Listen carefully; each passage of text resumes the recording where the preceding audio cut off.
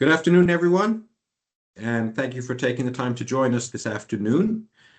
And welcome to the November edition of our monthly Look Ahead webinar series, where we take a look each month at the month ahead, at the significant events that are happening in EU affairs in the key institutions in Brussels and Strasbourg, and how to organize, plan, prioritize, and structure your work for the month ahead to achieve the most impact for your efforts. We're doing this each month at the beginning of the month or at the end of the month for the month ahead, and we have designed this to try to be valuable for all levels of experience. And we look forward to any feedback as we take this series forward. Just email us or drop feedback in the chat. So moving ahead then, my name is Michel. I'm the founder and CEO of Lanzcape, co-founder together with two of our presenters today, Alan and Paul, and a few others.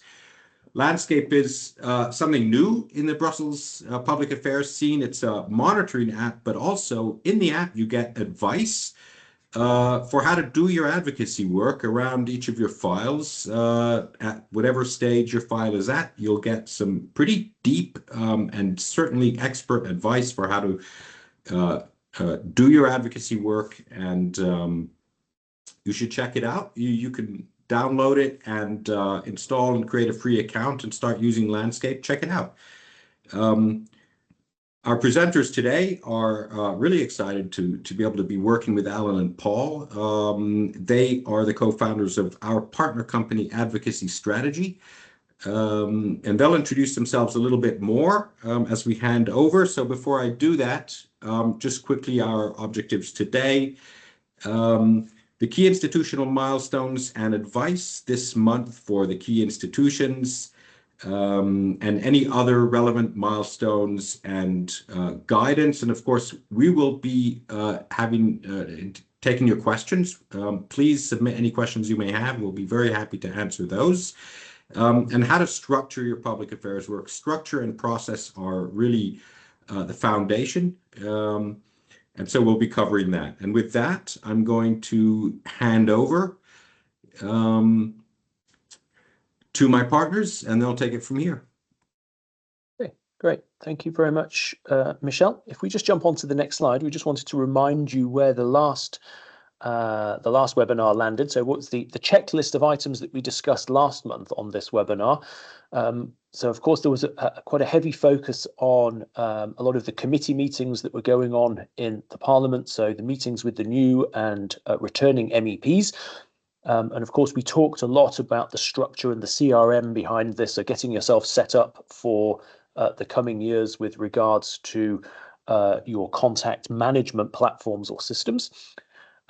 We then started to talk about monitoring the build-up to the Commissioner designate hearings that we're going to come back to today. Paul took you through also the detailed process of how those hearings are going to run, which of course will all be starting today. With also a bit of a reminder to both in preparation for those hearings, but also as a broader point looking forward in your agenda to analyse the European Commissioner mission letters that have all been published on the Commission's website, just to really ensure you have a real clear idea of what every policy area is going to be, what the main focus of every policy area going forwards.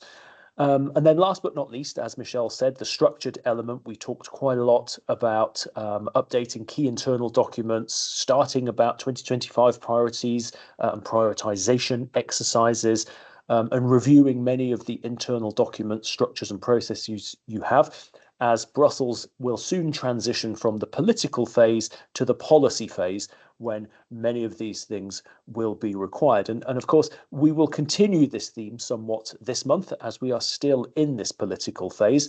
So we will again stress some of these key elements of organisation, structure and process behind the scenes to help you get set up for, broadly set up for 2025. So if we move to the next slide, I'm just going to tell you a little bit top line what we're going to go through, and then I'm going to hand over to Paul to get us into the detail. So Top line, what's going on this month in November? So, of course, we have, therefore, the Commissioner Designate hearings, hopefully then with an intended vote on the commissioners at the end of the month. So that's a big focus, which also by definition means that in theory, we will see the end of the current commission, which technically has ended, but is sitting on borrowed time while the new commissioners are voted in. So we will cover this. We will have a quick look then at the European Political Community Summit and an informal EU Heads of State Summit, both of which are taking place in Budapest. We will look at, also very briefly, touch on the COP29 that's taking place in Baku. It says the 12th and 13th of November, but there's actually a full 2-week agenda of meetings taking place in Baku. All of this, of course, on the backdrop of the US elections that take place tomorrow, that will undoubtedly be discussed at all of these EU meetings going forward in the coming weeks and months as the fallout from those elections becomes clearer. So, from an advice perspective, we will focus obviously somewhat on the commissioners, the commissioner designates, what this means, what we should be doing, what is possible and not possible. Continuing to reinforce the need to work with MEPs, get to understand them better, build up your maps, and really start the preparation phases, or build your preparation phases in terms of mapping and understanding your key stakeholders. And then, of course, following these external developments, be they the political community summit or the COP, or indeed the US elections, and understanding what that might mean for your policy areas as we move forward. So that's very top line what we're going to cover, but let's not waste any time. Let's get into the detail. And for that, Paul, you can kick us off with the Commission. All right, thank you. Thank you very much. So indeed, the Commission right now is at the end of its mandate, as Alan mentioned, and we're currently in a sort of transition period, waiting for these delayed hearings to unfold and the subsequent vote to be done in plenary, with the Council then following that up, of course, with its own vote. So indeed, the Commission right now is just in a caretaker function, managing the ongoing business without instituting any new initiatives, which of course then pushes the work program down the line in terms of course, waiting for that confirmation hearing process to come to a completion and allowing then the new Commission and the College and the new President to adopt the work program for 2025. We'll mention that again a little bit later under the Council, but of course we're looking at that taking place at the end of the year in December. So what you need to do, of course, looking at the Commission, which is of course not maybe our priority institution for this month in relation or in comparison to the Parliament. We're looking, of course, at continuing to map and understand who are the new actors within the Commission, notably, of course, the formation of the new cabinets that will be coming with the new commissioners once they are in place. You should also, of course, keep tracking the work program 2025. The services are ready for that to be tabled and adopted by the College. So that's an area that you can continue to have conversations within the services of the Commission. And we advise you to be a little bit realistic, of course, as the new commissioners will be very popular once confirmed. And of course, therefore, there'll be a lot of pressure for people and different organizations to meet with them, and thus the hierarchy and the ease at which you will have to set those appointments with the commissioners and their cabinets will be quite challenging in the coming months. So, of course, you can continue to review, and we'll talk about this with the Parliament. You must pay close attention to the questions that will be done in the hearings, as well as the written answers, which you can download and look at right now, and really start planning for 2025 when you will and who you will be trying to reach out to and talk to within the Commission, in particular within the new commissioners in the cabinet as they come into function. So start planning for 2025. Use this time to develop a more proactive approach, thinking about who and when you would like to meet them in the coming period. And of course, making sure to align that very much with the issues that will be tabled in the work program once that's adopted for the coming year. So, of course, over to the Parliament, which is really the key area of interest right now. There's a lot going on. As Alan mentioned, the hearings are starting up this week, and there'll be a lot of intensity this week with the finishing up at the beginning of the following week. The hearings themselves, you can download. There are a lot of very useful resources out there. So we have some links for you about the process, which you can look up within the rules of procedure as well. There's some EPRS documents explaining the process of the hearings for those who are interested. And of course, there are documents and supporting those hearings in terms of timetables, like this graphic I give you here, telling you who is meeting when and where. And of course, you will also find materials provided by the EPRS with individual briefings on each of these commissioners, their positions, the ongoing issues, etc. So very useful for you to build up a profile of these new key actors, and of course prepare as well for the hearings themselves in terms of understanding what will be discussed. So the Parliament will be doing the hearings in the beginning of the month. There will be a mini session in Brussels for the plenary where they will be focusing on the COP29, on Russian sanctions. They'll also be talking about the EIB. There'll be a consultation procedure. And then, of course, finally, the second plenary session at the end of the month should hopefully, all going well with the hearings, and there is a lot of pressure on the MEPs to keep these hearings on time and on schedule. There should be confirmation of the President and the new Commission by the Parliament, leaving then the task for the Council itself to step in and confirm as well. Maybe a small point of procedure between the hearings and the confirmation. The Conference of Committee Chairs will assess the outcome of each of these and will do a final evaluation in order to make sure that they are able to close the hearing process on the 21st of November.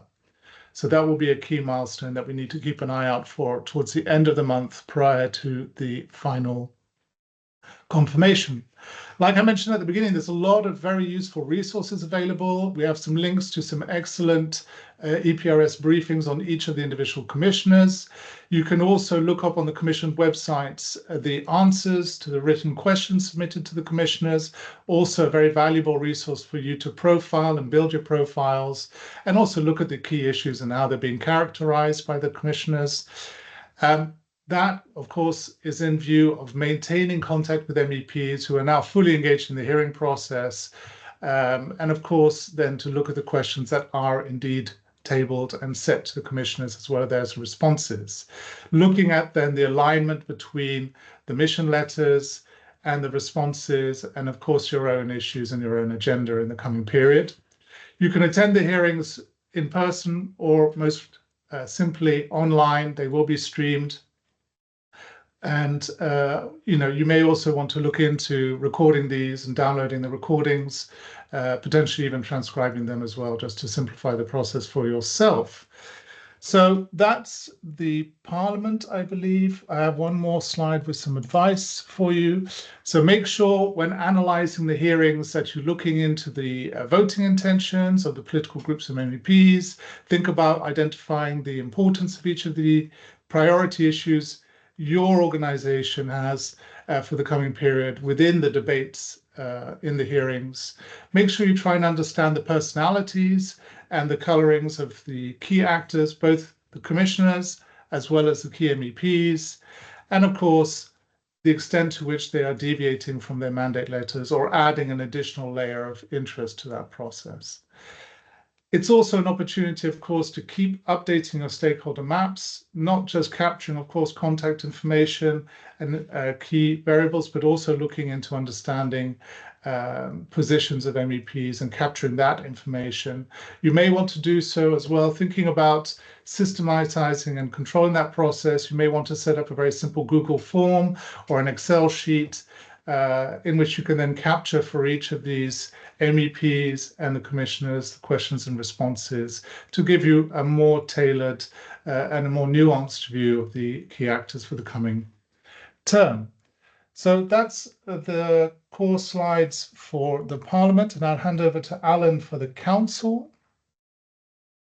Great. Thank you very much, Paul. I'll maybe just add one word on the previous couple of slides between the Parliament and the Commission and the hearings this week, just to ensure that nobody is under any illusion that this is carefully scripted theatre.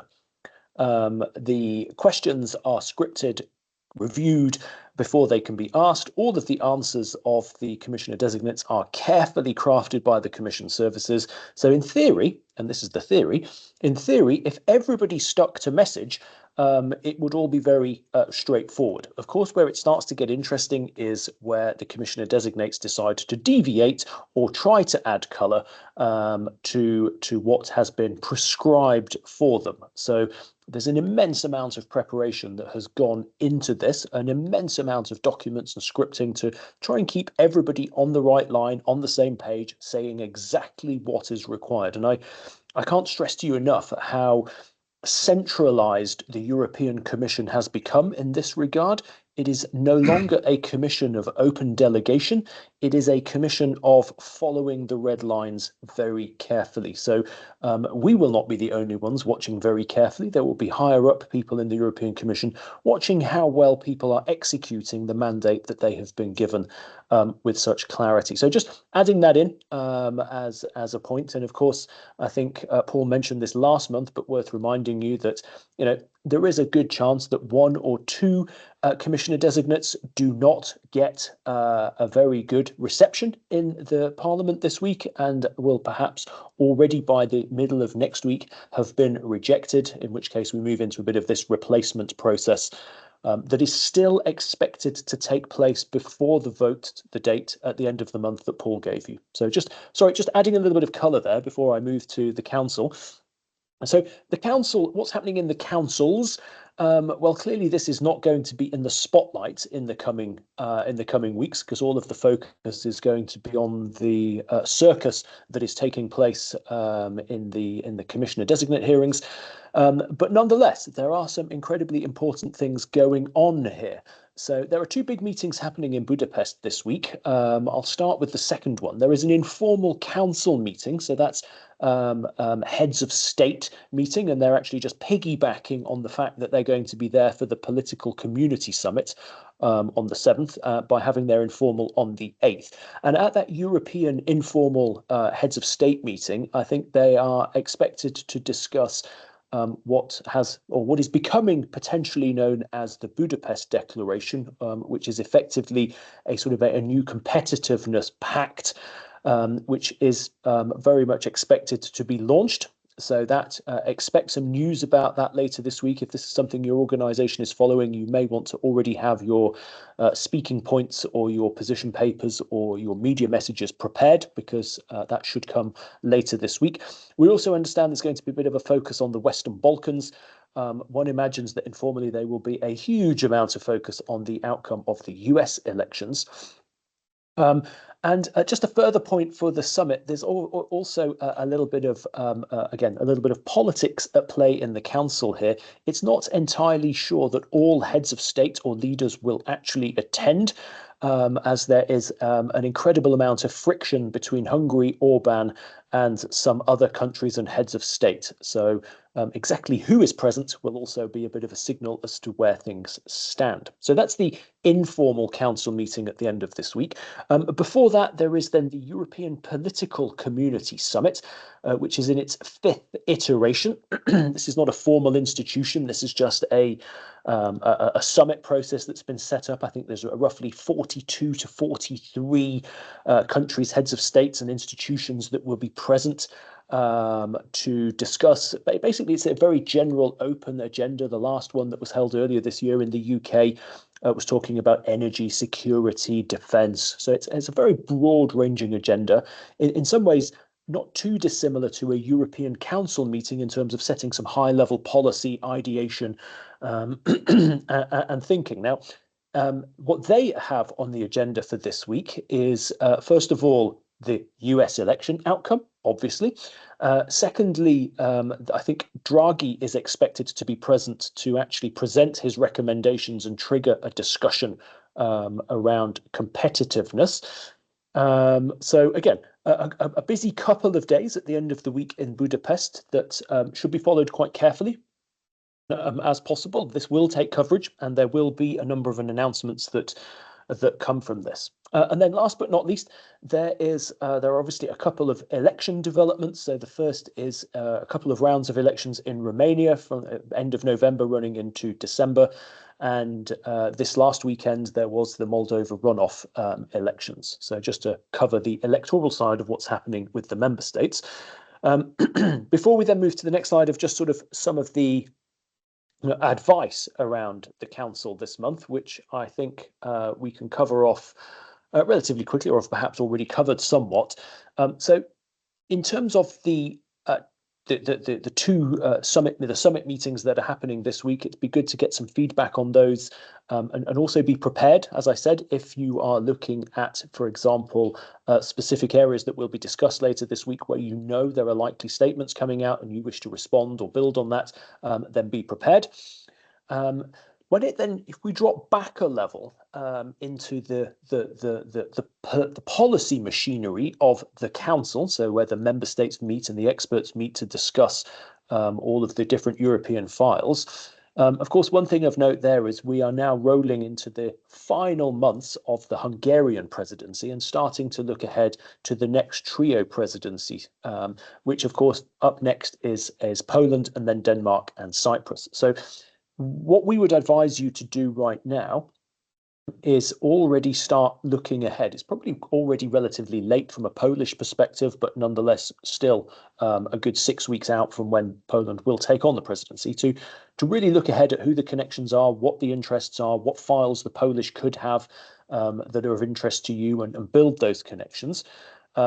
Idem or the same when it comes to Denmark and Cyprus. Really start thinking ahead when it comes to these presidencies about which files will be active for you, and how you go about building those connections. So otherwise, in the machinery of the council, very much a sort of what we would say a business as usual mode. So trying to ensure that you have your network of contacts across the council, either through the secretariat, the member states themselves, or the perm reps, to understand which working groups are meeting, what's being discussed, what implementing and delegated acts are being notified, and therefore what you should be doing.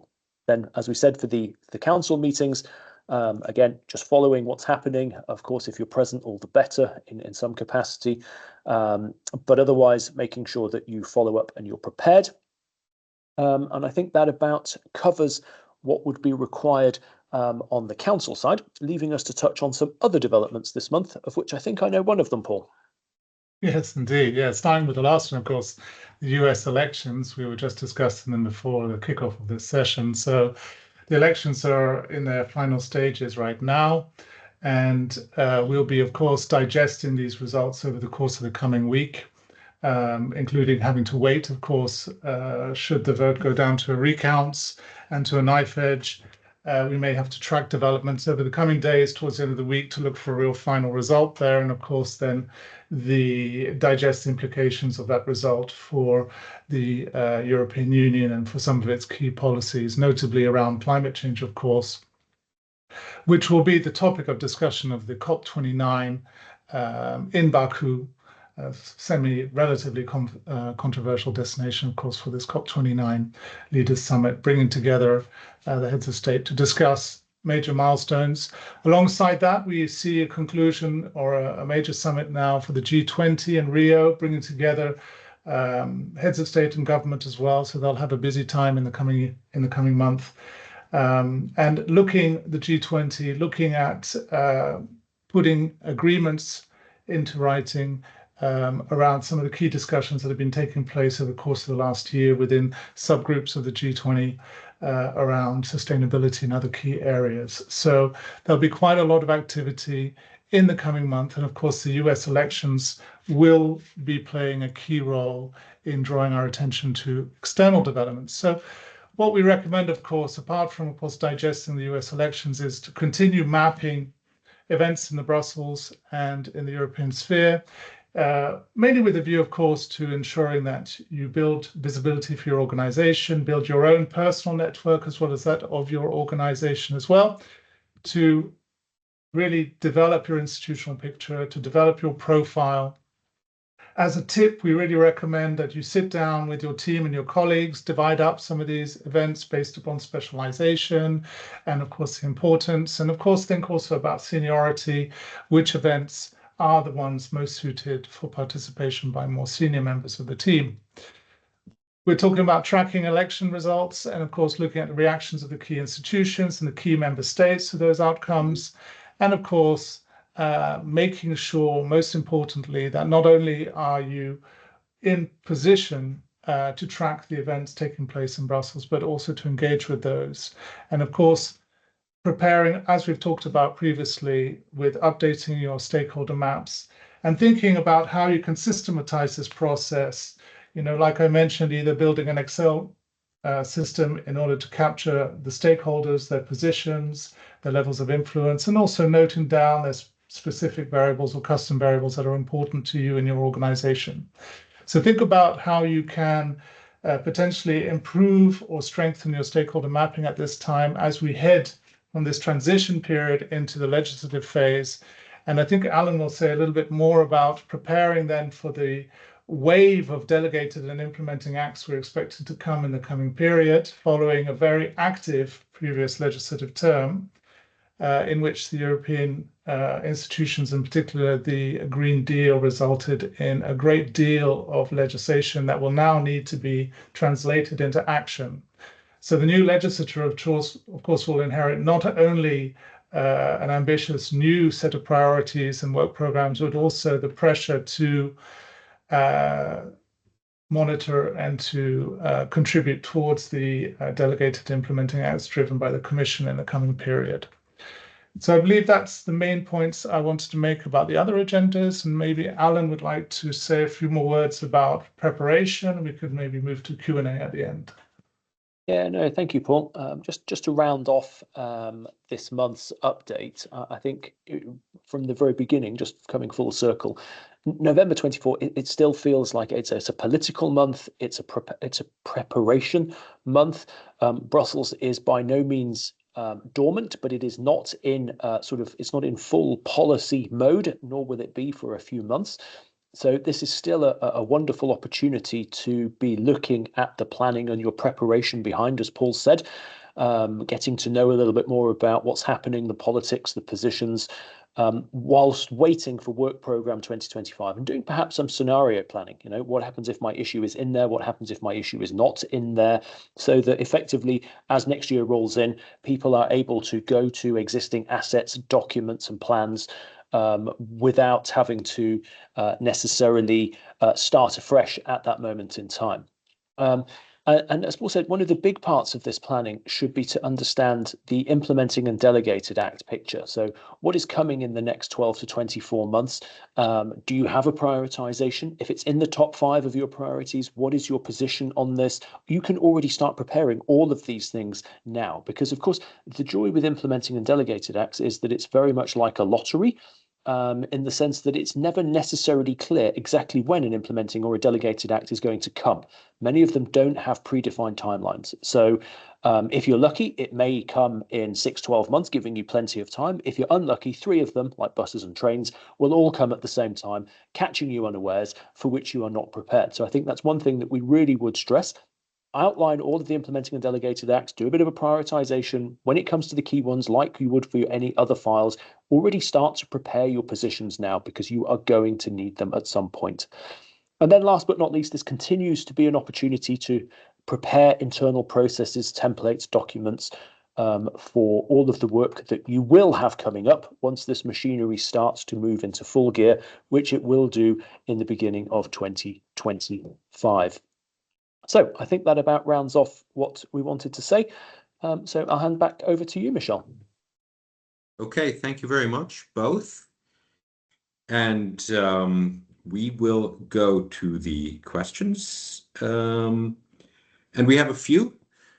So I'll start at the top. What would be your external priority in November to focus on? It's not directed to one of you specifically, so I'll leave it open who takes that. Well, I can maybe just make a small initial comment and let Alan follow up with that. But I think we covered that to a degree, looking also at, that the Parliament is, of course, a primary focus, but the process of the hearings is well advanced now. So in that sense, it's very much a monitoring activity and tracking what is taking place in the debates within the Parliament, and relating that then back to your own issues and the prioritization that you have done. So preparing to understand the color that is going to be put to the priorities you have. But of course, we're still waiting for the work program for next year. So that will, of course, be a key definer of what you'll work on next year. And there you can, of course, try and find out and work with the European Commission to see what sort of insight you might be able to get on that work program. Alan, is there anything on that? Thanks. Actually, if I think I'm I gonna. think Alan. Oh yeah, sorry. Go ahead. No, I was. Go ahead, Alan, please. No, I was just going to say, I think I fully agree. The external focus for November is very much about monitoring what's happening. These are many processes over which, as a public affairs person, you have very little impact or influence. It's far too late to try and get stuff in the work program. I'm not sure what type of influence you would wish to have over the commissioner hearings, other than getting a response out of them that you would want, much of which is really, really out of your hands. As everything's predefined. So it's the external focus is, of course, there's the hearings, there's some of the summits, heads of state. These are extremely difficult places and processes to influence. So it feels like it's very much a political monitoring month. Okay, fantastic. Then I would add the other side of that question personally, which is what would you say should be the internal focus, or an important internal focus during this month, while we're doing that, while we're focusing in that way on monitoring? Yeah, maybe we'll do it the other way around this time. So, Paul, I just want to double down on the point I previously made, and I really can't stress enough how forward thinking it would be right now to get a handle on the implementing and delegated acts picture that you have, to really make sure you understand what there is. Just get a bit of a sense of prioritization, get a bit of a process and visibility within your association or within your organization, to make sure that people understand, because this, obviously, for most companies and associations, this is the devil is in the detail, and this is where it's going to come. So obviously it's very difficult to get people engaged behind these extremely technical, obscure, non-transparent processes. So if I could stress one thing that I would encourage people to be doing in the background, it would be that. All right. And I would say this is something that between us we have quite a bit of experience doing. So if you want to know more about how to do that, get in touch. We've been doing it for years, so let us know. Sorry, Paul. No, well, I'm gonna sort of echo Alan, but for me, indeed, it's about taking this time now to think about how you can take a more structured and proactive approach towards planning your engagement in the coming period. So for me, that comes around projecting the key files that you'll be working on into the coming year, and getting ready for that process of mapping out the estimated timing and sequencing of the key files you want to be working on. Of course, that will be made more concrete in the coming month. And to that, then building up conversations with your colleagues and your team about where are the priority milestones and what you're going to try and achieve for each of those milestones, and start thinking about what it is you want to do in types of engagement and what resources you need to have there. So in short, to think a little bit about your strategic planning in the coming period and getting ready for doing that. And that applies just as much to the delegated and implementing acts as it does to the new legislative work that's coming up. And I think this is really the right moment to start having those conversations before the wave and the tsunami starts again and people get distracted by the list of urgent tasks. Great, thanks. Right, so we have another question here, which is November seems like a very political month with commissioner hearings and US elections. How do I best relate this to my organization, as this is not as easy as policy updates? So I guess this... Yeah, go ahead. I was going to say, maybe I leave that to Alan if he wants to comment on that one first. No. Look, I think that it's a very valid question, because it's a period that I would say is often a lot of noise and little substance, and that is quite challenging because, of course, many senior executives or board members of associations pick up on the noise and get very interested. And can generate 100 questions that can waste a considerable amount of time. So I think, as usual, the best things here would be, one is to get ahead of it and try to put in some briefings that give context. There are lots of hearings, it's circus, it's theatre, there is very little of relevant substance that's actually going to come out of these meetings. So it's important to get ahead of things at the moment, I would say, internally. Give it context, be sure to be clear about where things stand in a process and how this relates to an organization's objective. So I think for me, key is get ahead of this internally by giving it some context. Otherwise, the noise can be a little bit drowning. Yeah. And if I can add just one thing to that, I think it's an opportunity also not just to map stakeholders, but to profile them and understand who they are and what they're doing. So not just the hearings, but all this information now around the key MEPs and the key commission officials in terms of briefings and profiles and the hearings themselves offer you really a wonderful opportunity to try and better understand what drives these people and what motivates them and what their constituency are and their political beliefs and their ideologies that drive them, all with a view, of course, to preparing further and future engagement in the coming period. And also reaching out to them and making sure that when you do reach out to them, you understand what drives them and what will motivate them to engage with you. Okay, great. Thanks. Another question has come in. When shall we expect to see the work program 2025? And then a second part of that, would it be possible to have some heads up of its potential contents, and where would that be? So really intel on WP 2025, when and where.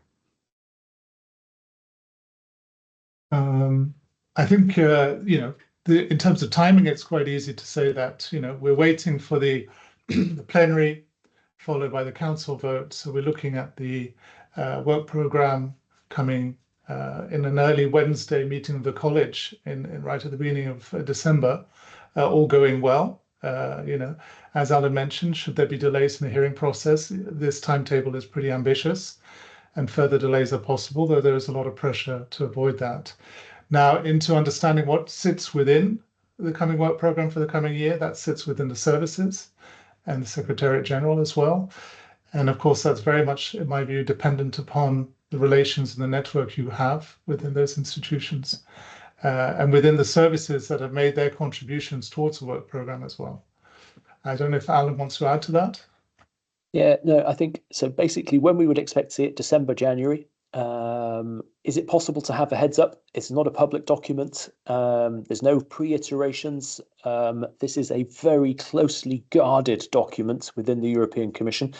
And actually, when I say the European Commission here, I actually probably mean the president and her cabinet. I am now of the understanding that there's a number of services that don't actually know very well what's going to be in Work Programme 2025. That is the new nature of a very centralised European Commission. So getting information on this at the moment, to be honest with you, is a little bit gold dust.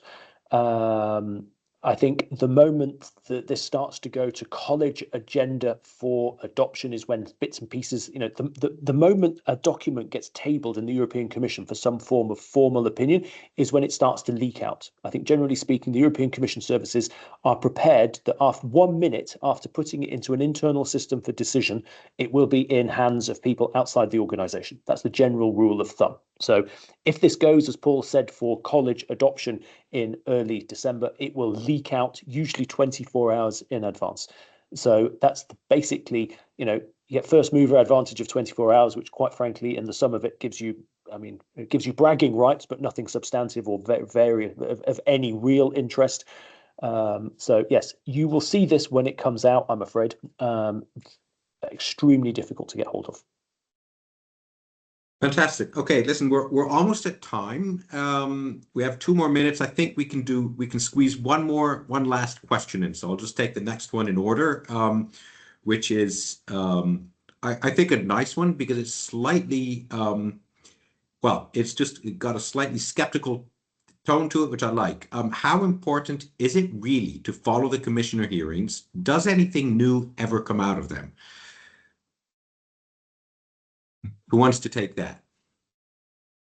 I think I'll say very quickly. I think we've in a way we have answered that by saying that everything has already been determined to a large extent. So to an extent, the hearings are a show, but there's still a valuable opportunity, and there's still a possibility of deviation from the script, and there is still a valuable opportunity in understanding the dynamics and the coloring of the individual commissioners as they do their hearings. Now, whether you should follow those live, or whether you should watch them streamed, or whether you should download them and transcribe them, depends a little bit on your time availability and your resources. The more you digitize, or the more you rely on subscription services to give you that analysis, of course, the less you'll be able to build your own personal understanding of those dynamics within the committees. But of course, there are lots of hearings, so maybe the first thing to do is, of course, to prioritize those hearings in relation to your core issues and make sure you choose carefully which ones you want to dedicate the most time and energy to. Yeah, I'll be super brief, Michelle. If you like politics, and political theatre, great, follow them. If you like substance, something new, or anything meaningful, it's a waste of your time.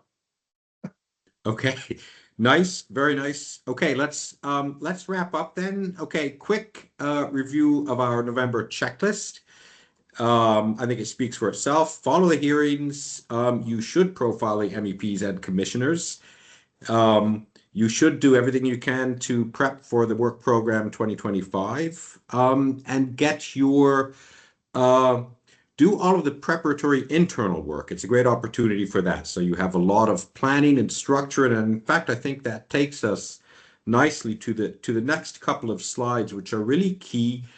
The way to have impact over time, the way to have your public affairs practice be impactful on an ongoing basis, regardless of the issue, is to create a culture of best practice in your organization that really places a high value on prioritization, on structure, on system, on flow, and on process, so that you can embed that in your organization and apply it whatever the issue is as you move forward through time.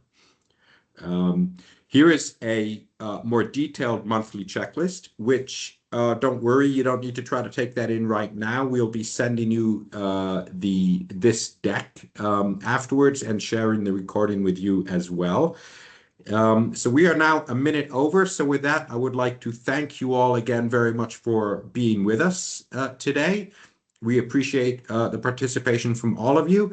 And don't hesitate to shoot us more questions by email afterwards if you would like. We would welcome that very much, as well as feedback or anything you would like to have in the next edition of this series. Thank you very much, Paul and Alan. And with that, have a great week, everyone. Thanks, everyone. Bye.